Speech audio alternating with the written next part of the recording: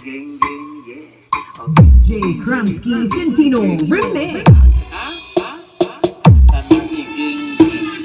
So what's up mga brad, update ko lang rin yung mga nag-order dito. Mr. Eric Dagayluan ng Dapitan, Mindanao. So yan na po ang inyong dalawang halimaw itin. So yan, nakapintura na. At sa iyo naman Mr. Customer ng taga Cebu City. So yan na po ang apat na MCB itin mo. Isa, dalawa, tatlo, apat. At kung sino man pong nagmamayari nitong iba, hindi ko na natandaan.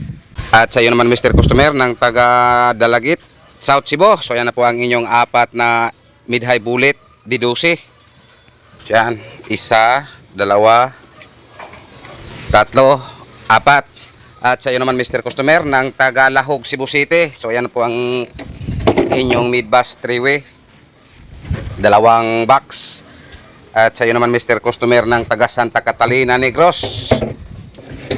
So yan na po ang para sa inyo. Dalawang mid-high full range na D12. Loaded po to. So yan, kakamasilya lang. Shout out Mr. Eric Dagayluan ng Dapitan, Mindanao. So ayan na po ang inyong dalawang halimaw itin, sir. Actually mga brad, wala po itong laman. Box lang po ang pinagkausapan namin ni Mr. Customer nito. Na complete accessories. Naka aluminum corner guard, naka handle, naka plunger, naka tagdalawang speak on bawat box. At nakatinat na po sa cover. Pati po yung speaker nito may nakaabang na po na tinat at bolt. So again, shout out Mr. Eric Dagayluan ng Dapitan, Mindanao. So ayan na po ang dagdag order niyo, sir. Actually ito si Mr. Customer mga brad, nakakuha na po to siya dito sa amin. Mga isang buwan pa siguro ang nakalipas ng dalawang D12 mid-high bullet. So ngayon nagdagdag na naman po siya ng dalawang halimaw itin. So ayan na po, ready for shipment na po to. Akong parang tango ng iba karon ay bawa niyo kasi ang tingin.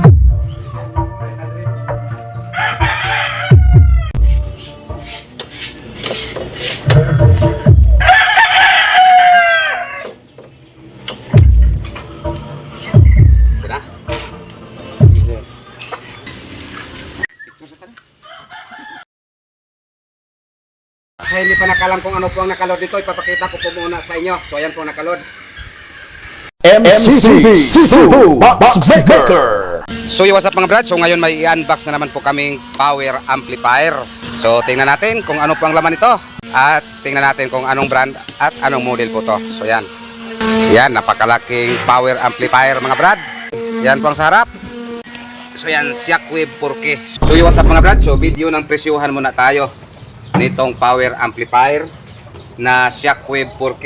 Sa mga magtanong kung magkano po ito po ay nagkahalaga ng 41,000. At sa mga magtanong din kung magkano itong GS15 Grand Slam 15 po to. Ito po ay nagkahalaga ng 14,500. Yan, kasama po ito sa order ni Mr. Customer, itong Shockwave 4K at itong GS15. At pinagawaan po niya ng amplis, parang safety po.